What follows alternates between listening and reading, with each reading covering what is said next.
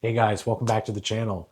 Today we're going to be going over a couple of different mods that I've completed on this car since the last video, and also going to be finishing up the 60,000 mile services that needs to be done. That includes the cabin air filter and the Serpentine Belt. So today I went ahead and purchased a genuine VW Serpentine Belt and a man filter. Be a man. Be a man.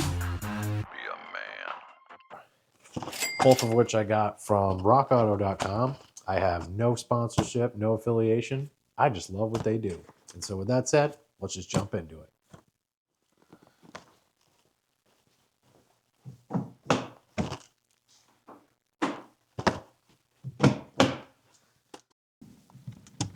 Okay, so we're going to start by getting everything out of your glove box, which in my case isn't very much at all.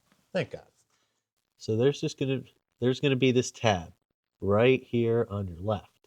There's an identical one on the right, which I will show you hopefully over here. Okay, right there on the right. You're going to want to press both of those down, which is going to release the glove box.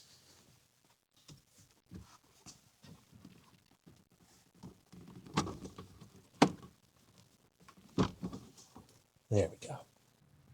Okay, I apologize if you guys cannot see this, but there is a plate right here with about 3 tabs holding it. So I'm going to get that out, and then I should be able to pull that cabin air filter out.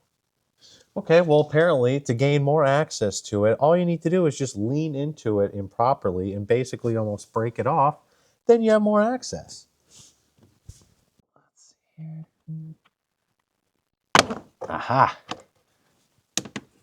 Yes. Okay, that is off, and that goes that way. We're going to do it like that. Let's pull this out. Now, from what I remember, these have an arrow pointing down, and that's the way we're going to put it back. And holy smokes, that is really covered in shit. So, you know what to do next. Yeet! Let's go ahead and crack open the new one.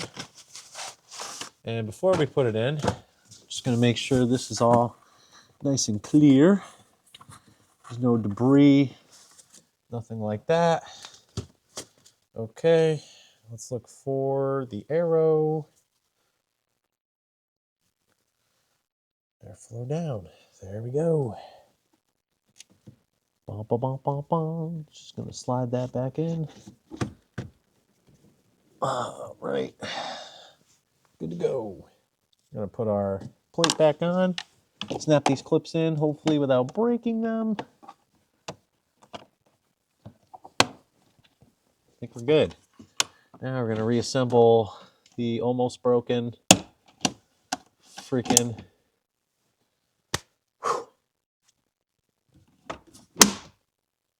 perfect. Okay.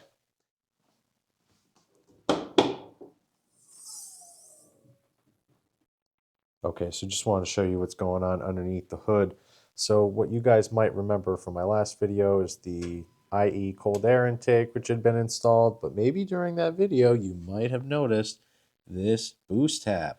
This is a boost tab from Precision Raceworks, and you might be asking, where is it leading to? Well, let me show you. Okay, apologies for the terrible lighting here, but I have went ahead and installed a boost gauge. This is the Pro Sport Evo electronic boost gauge. And as you can see, it is digital, so nothing too crazy. It's just the theme I wanted to go with here. This one happens to come in both red and blue. Depends on how you wire it up. In my case, I chose blue because that's just the color I like. And so what I've done to run this guy,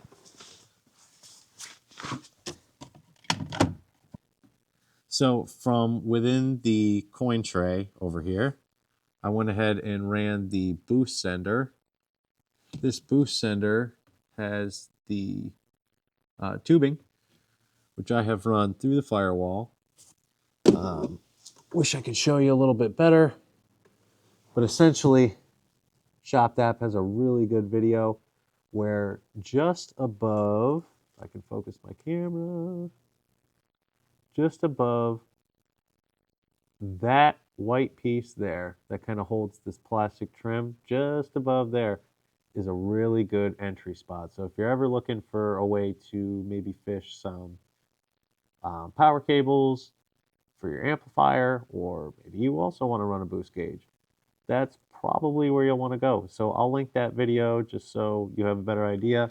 I really wish I recorded it, but it was my first time installing a boost gauge, so didn't want to mislead you guys with stupid direction.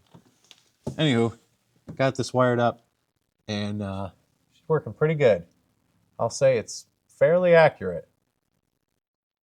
Okay, so two different things going on over here. Let's start at the top with obviously the boost gauge. So some of you remember from my previous video, I had the cobb access port installed up here using a different mount. I didn't really like it. To be honest, it kind of broke. It was used. So I got rid of that and bought a brand new 52 millimeter gauge pod. This fits so freaking well. I am so happy with it. And as far as the cobb, I just have this magnetically mounted. And some of you might be wondering, well, what if I'm really getting on it? What if there's some speed bumps? Is this thing going to go flying off? And at least in my experience, this has held up really well. Doesn't matter how fast or how bumpy your ride may be, it's holding up well. So with that said, let's take a look back under the hood. Okay, next we're going to go ahead and do the Serpentine Belt. So let's just take a look. I'm 90% sure this is the factory one. A lot of the stuff that I've taken off this car really hasn't ever been touched. So I don't know if or when it was serviced other than Carfax, but I'm not going to go based off of that. So anyway, let's get into this. Okay, we'll try this. See if I have a little more leverage with the ratchet. Maybe.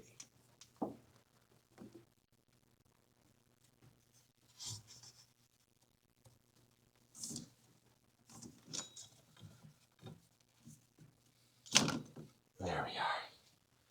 Still a little cracked.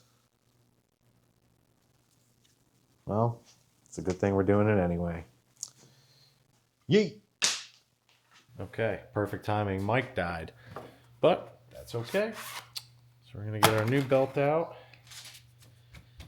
get that all fixated and whatnot.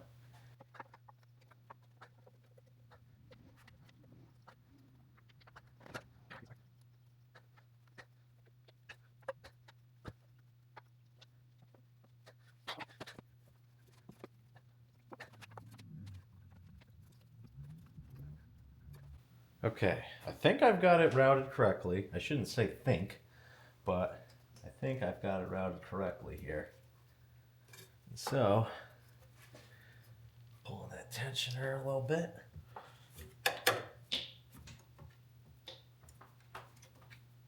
Alright. Make sure everything looks good and whatnot.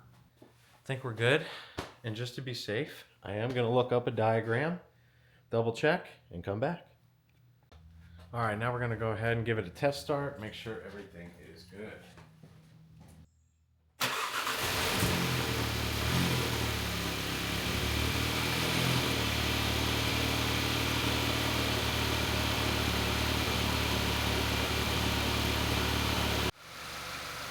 Okay, so as you can see, all the belts are on correctly. Well, the belt is on correct. We're looking good. I also threw in a fuel additive in here, which I am now going to pull out of the trash. This is the Liquimoly DI Ejectron, which essentially is just direct injection fuel injector cleaner. So this is supposed to be done every 2,400 miles. I am just now starting this, so anywho. Just wanted to show you guys real quick the boost gauge. See if I can get it to focus maybe. There we go. Okay.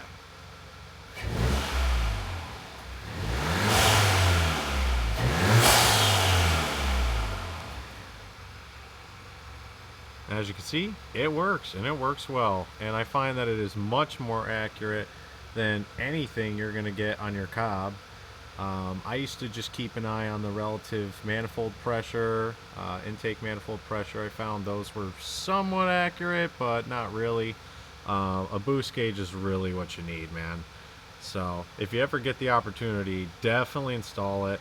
I am certainly no expert. I am definitely no mechanic whatsoever. But this thing, after obviously spending a few hours, wasn't all that bad. And again, happy to answer any questions you guys have on getting that installed. All right, guys, so there you have it. Not too much to report on today, but again, got the cabin air filter done and the serpentine belt done.